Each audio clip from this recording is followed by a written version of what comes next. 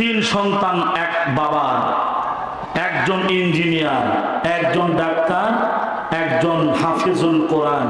আলহামদুলিল্লাহ বলুন। বাবা এবার মৃত্যুর শয্যায় শায়িত, এবার মৃত্যুর সঙ্গে পাঞ্জা লড়ছে।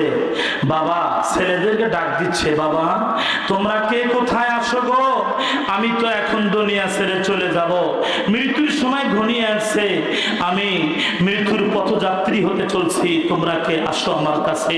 এমত অবস্থায় তিন সন্তান খবর শুনে বাবার কাছে চলে আসছে। এবার বাবার পাশে তিনজন সুন্দর করে বসে আছে। বাবা বলতেছে, বাবা ও ছেলেরা, বেটারে আমি তো চলে যাব এখন, তোমরা আমার জন্য কি উপকার করতে পারো, কি করবা আমার ভাইয়েরা, আমার আম্মারা, মনেরা, একটু মন দেন, একটু দিল দেন।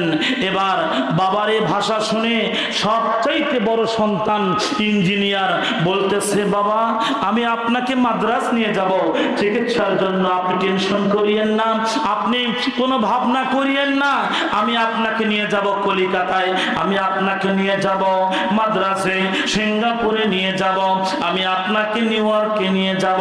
এবার বাবা বলতেছে দুই নম্বর সন্তানকে, বাবা তুমি আমার জন্য কি করতে চাও? ডাক্তার সাহেব এমবিবিএস বিসিএস এফসিপিআই ডাক্তার বলতেছে, আমি আপনাকে এই বাংলাদেশের বড় বড় হাসপাতাল, বড় বড় ডাক্তার আপনাকে দেখাবো আব্বা গো। শুধু তাই নয়, ইবনে সিনা বগুড়া পপুলার নয়, আমি আপনাকে ঢাকা সেন্ট্রাল পপুলারে দেখাবো, পিজি হাসপাতালে দেখাবো, ল্যাব 8-এ দেখাবো, ডক্টরসে দেখাবো, আপনাকে রেইনবো দেখাবো, আপনাকে আবার কেয়ারে দেখাবো। এবার বাবা মা গো শোনেন শোনেন, এবার বাবা তিন নম্বর সন্তানের দিকে তাকায় দেখে, তিন নম্বর সন্তান মাথায় টুপি, আরে 30 পারা কোরআনের হাফেজে, চোখের পানি ছেড়ে দিয়া টস টস করে পানি ছেড়ে হাফেজ সন্তান এবার কাঁদতেছে। বাবা ছেলের চোখের পানি দেখে বাবা বলতেছে, বেটারে তোমাকে আমি ছোট্ট থেকে বড় করলাম, আদর যত্নে স্নেহে মায়া মমতার জালে ঢেকে রাখলাম, বাবারে তোমার চোখে কেন আজকে পানি বুঝতে পারলাম না। মৃত্যুর সময় হাফেজ সন্তান গো মা বাবাকে জবান খুলে বলতেছে, আব্বা আব্বা গো, আবার বড় ভাই আপনাকে মাদ্রাজ নিয়ে যাবে, ইঞ্জিনিয়ার ভাই আপনাকে মাদ্রাজ নিয়ে যাবে, সিঙ্গাপুরে নিয়ে যাবে, নিউ ইয়র্কে নিয়ে যাবে, আব্বা আমার 2 নম্বর ডাক্তার ভাই আপনাকে বড় বড় ডাক্তার দেখাবে, আব্বা আমি এই জন্য কান্না করি, এই জন্য চোখের পানি ছেড়ে দিতেছি, আব্বা আমি হাফিজিয়া মাদ্রাসায় চাকরি করি, আমি মাত্র স্বল্প বেতনে চাকরি করে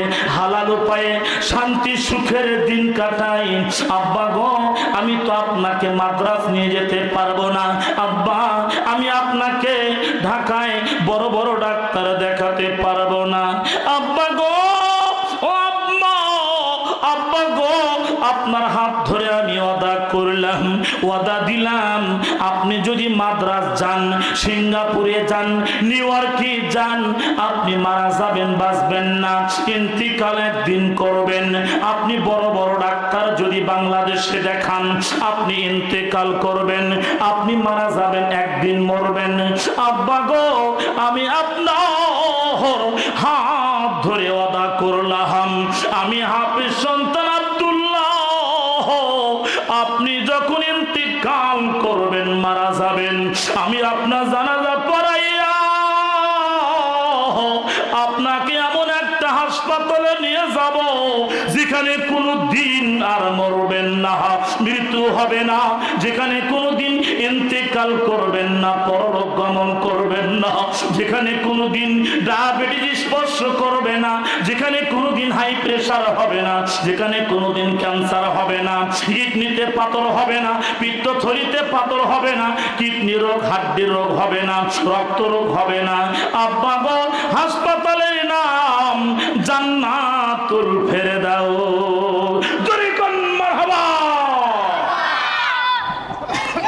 সন্তান 10টা থাকলেও কাম হবে না, জানাজা না পড়াতে পারলে অযোগ্য সন্তান, কথা বলে ঠিক কিনা? আপনারা মাদ্রাজ যাবেন না জান্নাতে যাবেন? এই বুঝে কোন মাদ্রাজ যাবেন নাকি জান্নাতে যাবেন? আচ্ছা মাদ্রাজ যাবেন কে কে হাতটা উঠান তো। আমাদের সাগাটা ফুলছড়ি লেখা আছে না ওইদিকে?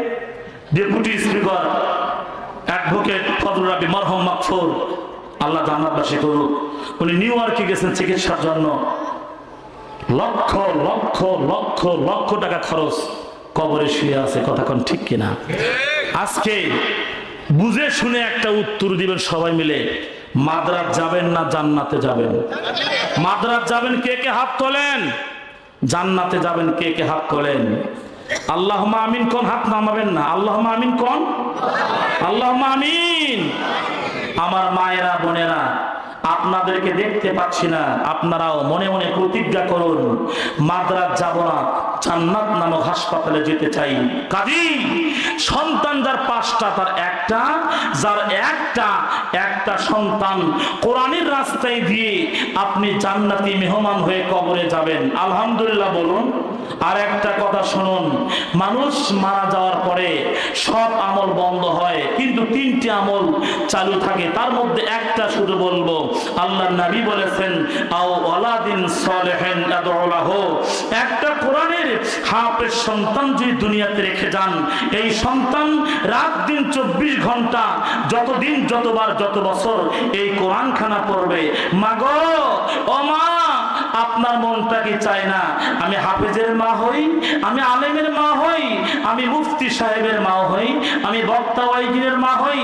আপনার মনটা কি চায় না? আমার মায়েরা বোনেরা খেয়াল করুন, ঘুম তো প্রতি রাতে পারেন। আমার ভাইয়েরা, নভেম্বরের 23 তারিখ থেকে শুরু করে সামনে 17 তারিখ পর্যন্ত প্রতি রাত ঘুম জাগা, শরীরটা চলে না। আল্লাহ রহমত করেছেন বিধায় গতকাল রাতে সিরাজগঞ্জ কাজীপুর থানায় কুনকুনিয়া গ্রামে 2.5 ঘন্টা দাঁড়ায়া বক্তব্য দিয়েছি। প্রতি রাত এইভাবে চলছে আপনাদের নেক দোয়া। ভাইরা আমার, প্রতি রাত ঘুমাবেন।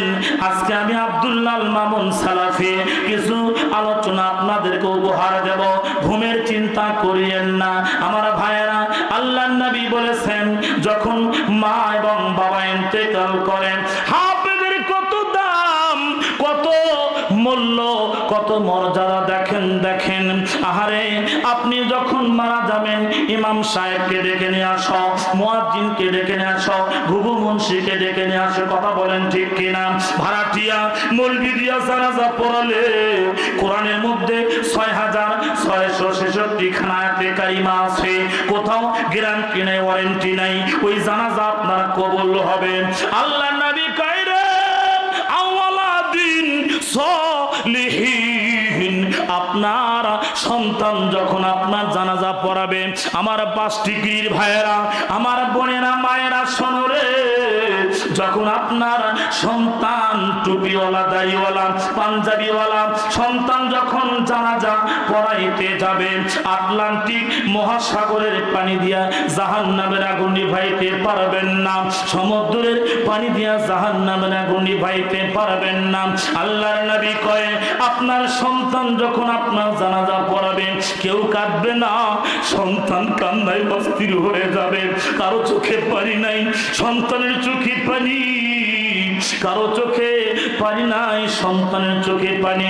সন্তান মাকে সামনে লইয়া, বাবাকে সামনে লইয়া সন্তান যখন কান্না শুরু করবে, সর্বপ্রথম এক ফোঁটা চোখের পানি যখন চোখের থেকে নাকের ডগা দিয়া জমিনের মধ্যে পড়বে, আমার রহমতের আল্লাহ, বরকতের আল্লাহ, আমার নাজাতের আল্লাহ, আমার রব আসমান থেকে সকল ফেরেশতাদেরকে ডাক দিয়ে কয়, তোমরা তাকাও, তাকাও, তোমরা তাকায় দেখো, তাকাও রে, তোমরা তাকাও, তাকায় দেখো, আমার 30 পারা কোরআনের হাফেজ মার জন্য, বাবার জন্য কাঁদে।